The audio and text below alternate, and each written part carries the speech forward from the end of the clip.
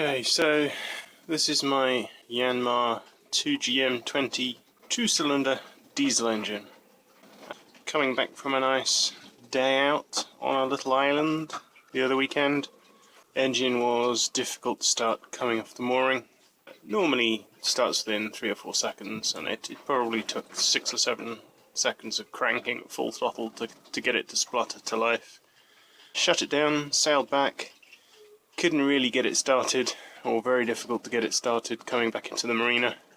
We've shut it down, tried to start it at the dock since, and whilst I have got it going, it's been pretty difficult.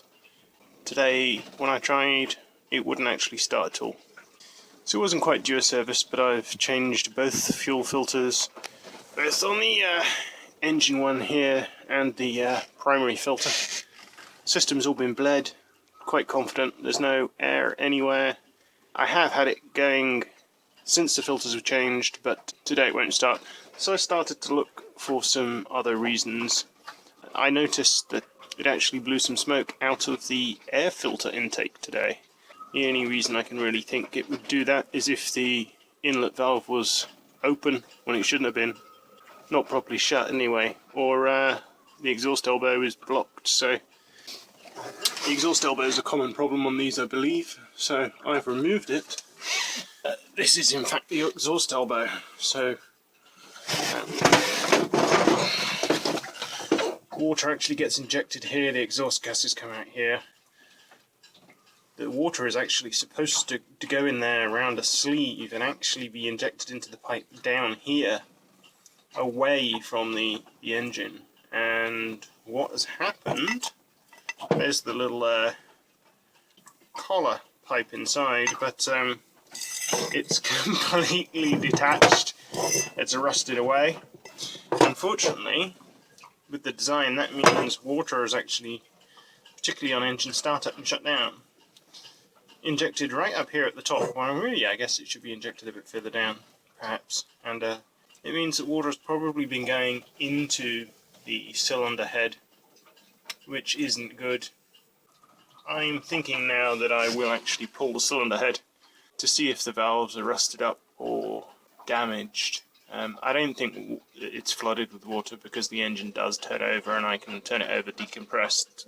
No water sort of comes out the exhaust, but it does look a bit clogged. You can see in here it looks a little bit caked with carbon anyway. So I'm going to see if I can get the cylinder head off and take a look. Probably frighten some mechanics looking at the way I do this. I guess I have to take off the fuel hoses, the pipes, engine fuel filter, water pump connections, starter motor. It looks as if it's all part of the head. Rocker off. That's really easy, just 2 bolts. I guess now it's a case of undo these 2 bolts, lift off the rockers, and then I think we have 1, 2, I think there's another one down here, 3, I'm not sure about those 2, and remove the fuel pipes, fuel hoses. I'm not sure whether just to pull this thermostat housing off the side and try and remove the head separately, or just take the starter motor and all the pipes off and remove that with it. We'll see. The rockers actually came off very easy. Now, under the kitchen sink, 2 bolts, 2 washers.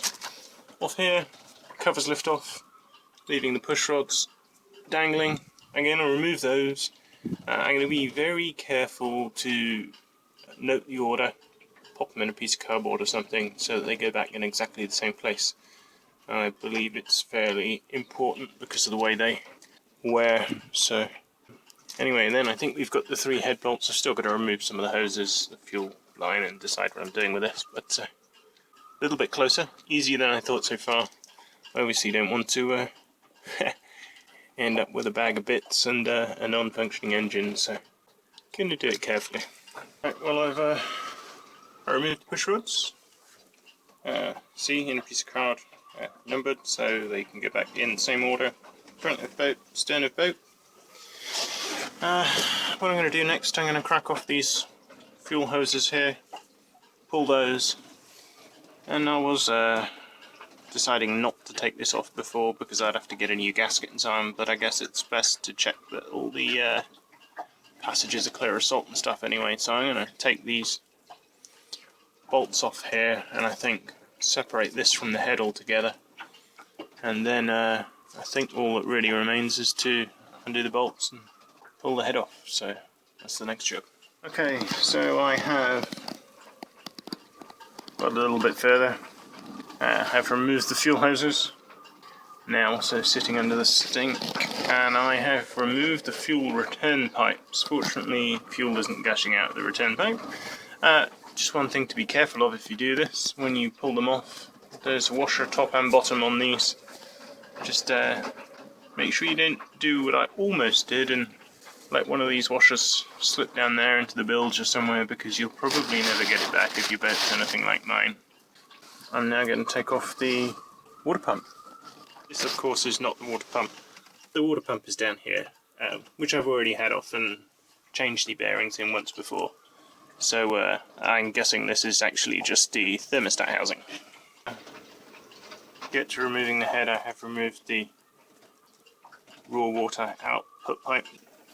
I did start removing this for the filter, but it looks like it's easier to drop the fuel filter off and just take these two bolts off. I've accidentally dropped the bolt for this down the back of the engine bilges, which I said to be careful of, so... Okay, so hunting day 2, back of the boat. Going to remove all these head bolts. 1, 2, 3, 4, 5, I think, and perhaps these studs. They are very difficult to undo. You may need a breaker's bar. It's important you have a look in your workshop manual or on the web. For most of these engines, you have to remove the bolts, slacken them off, at least in a certain sequence so you don't distort the head. There's usually an order, and I have that out of the Yanmar manual, so I'm going to see if I can remove some of these bolts now. Okay, well, the cylinder head is now off. The cylinders, I've dried them out, but there was about a centimetre of water in each, some of which I think fell in when I cracked the head off because there's cooling water in there, but some of it I think may have got in by other means. You can tell this piston here is, the top is somewhat corroded, I think, the water. Worst state again, cylinder head here, you can see this one's not too bad, although it's not how I'd like to see it. This one's pretty corroded. Not good at all. So try and clean it up, see if the valves are still half decent. And that injector maybe foobarred too, so there you go. Just looking at the head gasket in a bit more detail. I'm not sure if these here, I actually don't think that should be either. The cooling, such as these cooling ducts, which are completely and utterly blocked, or it's rather nasty corrosion in the head. I'm not entirely sure as yet. Looking at the pistons, unfortunately you can see the engine does slope down towards the rear, and what has been happening is the water has in fact, I think, been running into the cylinders, because you can see the top of this piston, it's actually pretty pitted and corroded, whereas this piston, if I move it to the top, it's actually quite smooth. It's a completely different finish. So I don't know whether that's still going to run okay.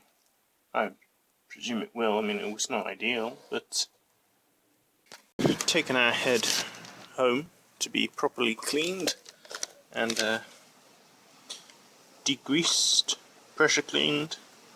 It's much tidier.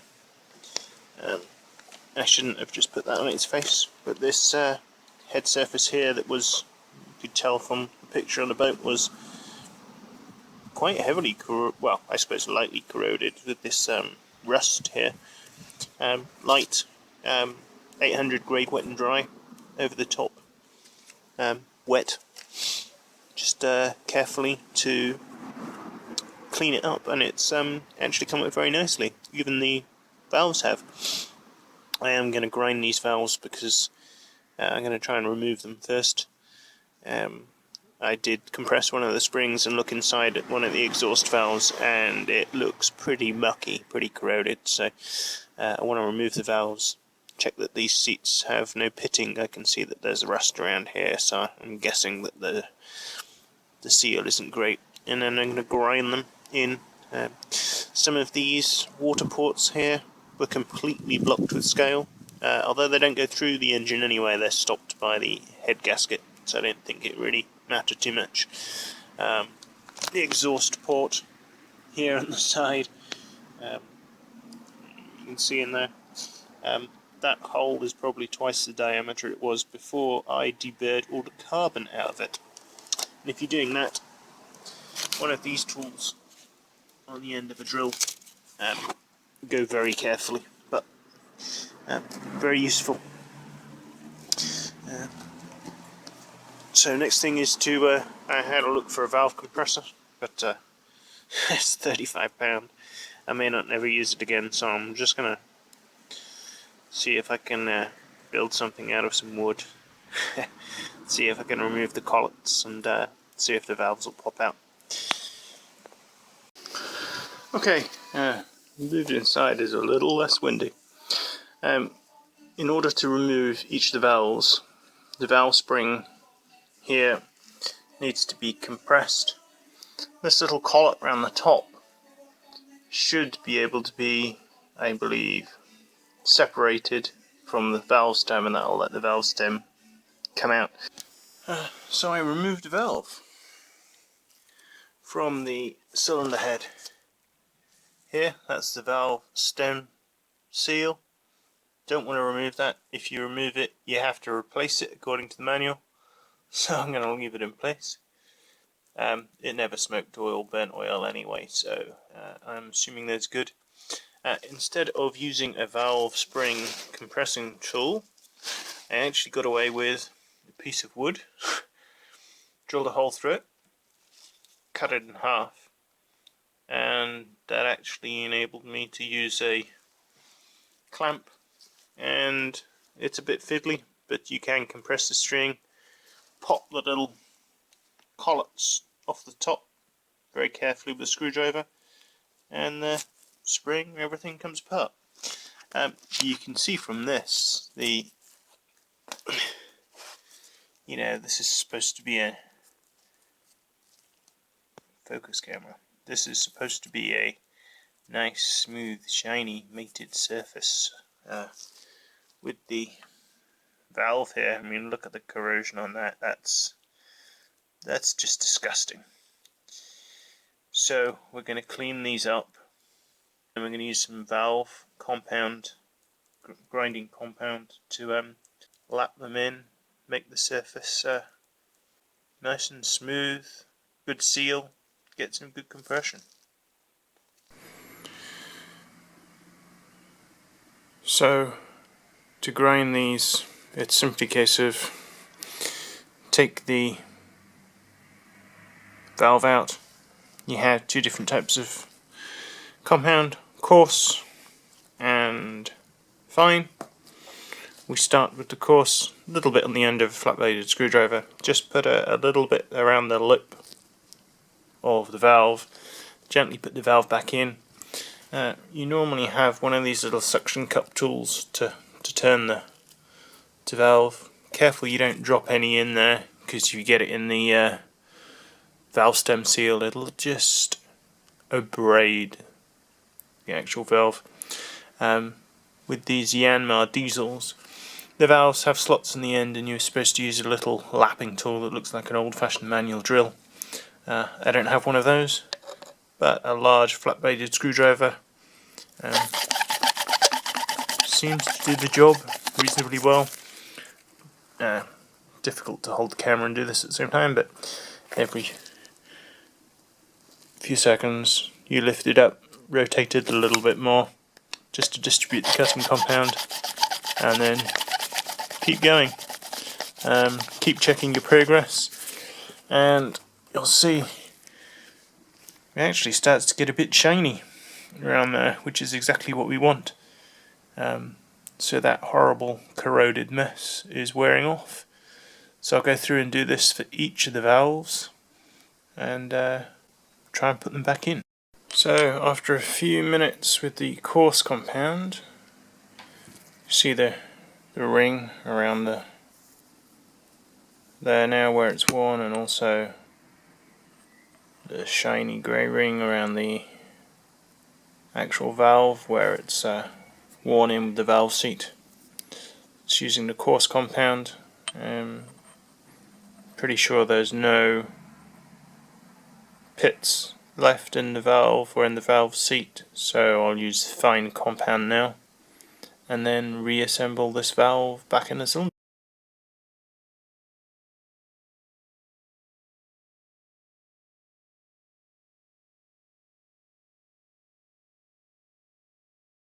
Giving a bit of a paint touch up.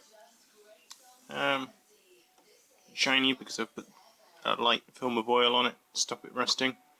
Just one little tip, little baggie here. When you take the head off, there are little retaining caps on here to stop these pin brackets, if they should come loose, falling out. They're not secured at all. I found one in the back of the car on the way home, and the other three in the or on the head. Be very careful you don't lose those. Put them in a little baggie and keep them safe. So you reinstall the head and put the new elbow in when it arrives from the nice man in New Zealand. Nice stainless steel elbow. And see if the engine actually works. So back of the boat, I have a nice shiny new cylinder head with ground valves and so on, which I'll show you in a minute. I took the opportunity to clean the engine up. It's had a bit of a degrease, touched up the paintwork a little bit, and decided to replace the cylinder head gasket whilst I had the cylinder head off.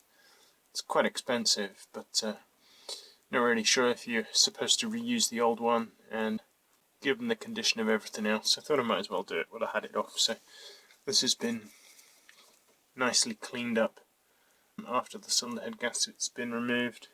Again, a few of these waterways, although the gasket blocks them off anyway, they were blocked with crud calcification from the seawater, so those have been cleaned.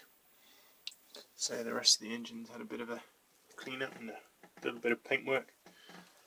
I'll show you the cylinder head. Here's a nice and clean, shiny cylinder head. No rust left on it. Particularly where the valves and that are, looks 100% better. So I'm going to put the head gasket on and drop this in place. Hopefully put the cylinder head back in place. Put these bolts in by hand only to make sure that they fit well, go in easily. Don't tighten anything up at this stage. You have to tighten them up in the specific sequence to specific torques and gradually. So I'm doing that in a minute, but it all looks much cleaner. All the bolts before putting them back in, by the way, including the threads on the studs, were degreased, cleaned and oiled with some clean oil. It does state in the manual that you do have to put some oil on the cylinder head bolts before you put them back in. I took mine out, they were very dry. I think the oil is required so that you might be able to get them out in the future. Don't pour oil down the hole though. I believe you stand a chance of hydraulically fracturing your cylinder head. You put too much oil. When you put the rockers back on, the springs, some of them, two of them, one of them, obviously still under some tension because the rods are being pushed up or down from the lobes on the bottom of the camshaft deeper in the engine. So when you put this back on, you have to sort of it doesn't go down fully, you put it on, seat the push rods inside each of the little heads on the rocker arms, and then carefully, not knocking off the little hats on the top of the valve springs, do the bolts up evenly, and you'll find that some of these valve springs are pushed down and everything will sort of tighten up and it'll stop the hats falling off. After I did that, I actually turned the engine over very carefully. I don't want it to actually fire. There shouldn't be any fuel in there anyway because the fuel hose is off, but just to make sure that the valves go up and down, push rods go up and down and so on. No nasty noises, no scrapes. It looks good. So we're almost done. Engine is mainly put back together. I have this lovely stainless steel mixer pipe here, courtesy of two people. One nice chap in America who makes them, and one nice guy in New Zealand who had some that sent me one. Hopefully it'll last a bit longer than the old steel one. Most everything is put back together. Fuel system isn't bled yet. Only thing remaining to do really is, because the head's been taken off, put back, new head gasket, is to slacken these bolts off here, and I need to adjust the tappet valve clearance on this engine. It's 0.2mm. To do that, you need to be able to set a top dead centre mark around the back of the engine. There's a gap on the flywheel, apparently. Pretty difficult to actually, near impossible in fact, to get your head down there on this boat. Mirror, sorry, on the end of a stick is what I'm gonna try. And once these clearances are set, rocker cover goes back on, fuel system gets bled, and then the moment of truth, we'll see if it starts. Okay, well here's a showstopper. I have got the engine back together, just attempting to bleed the fuel system. Was hand cranking the engine over with the decompression levers set to make sure there's no sort of issues, and I noticed an oil leak coming from the rear of the engine.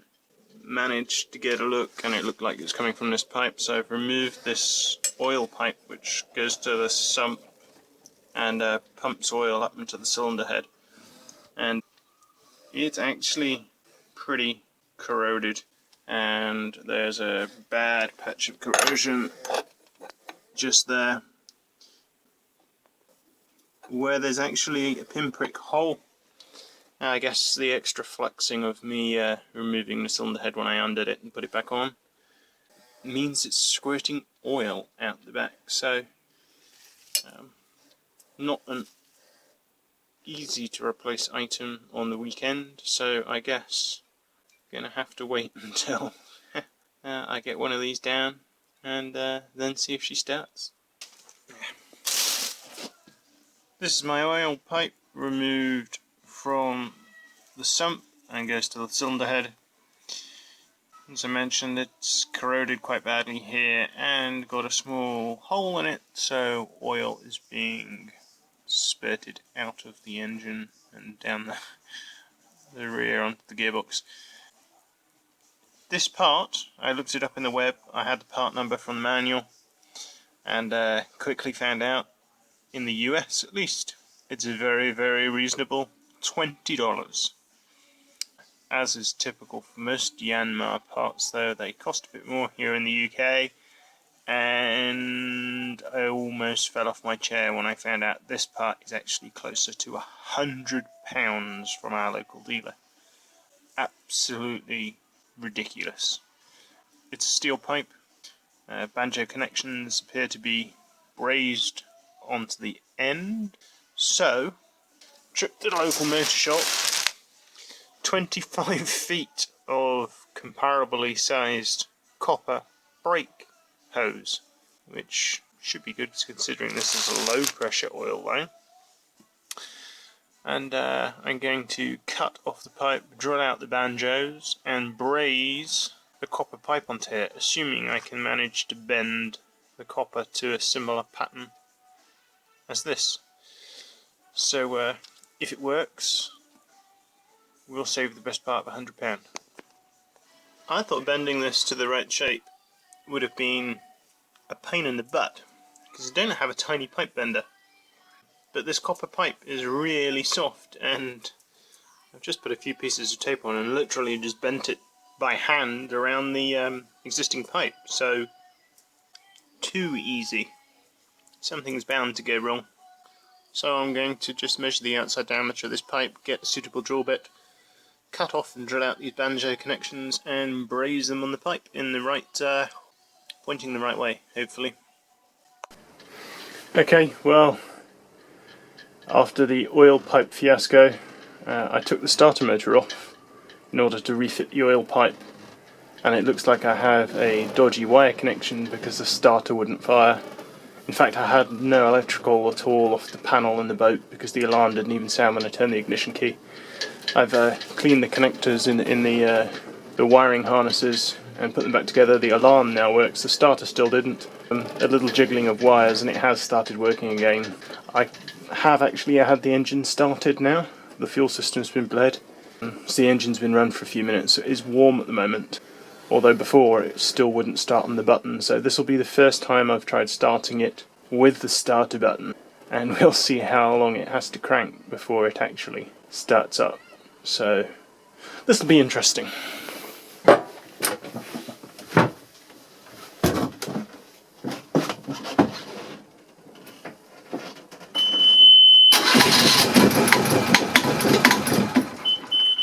Wow.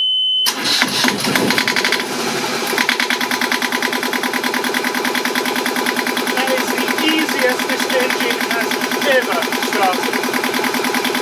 It has never started that way before. Success!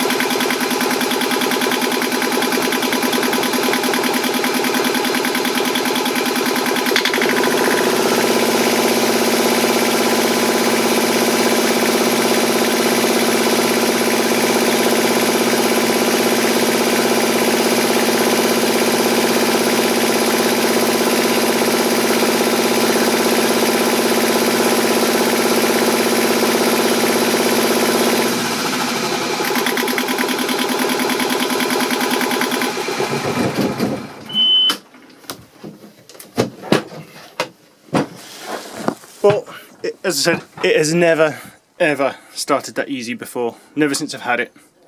So I'm pleased with that. Let's hope the repairs all hold.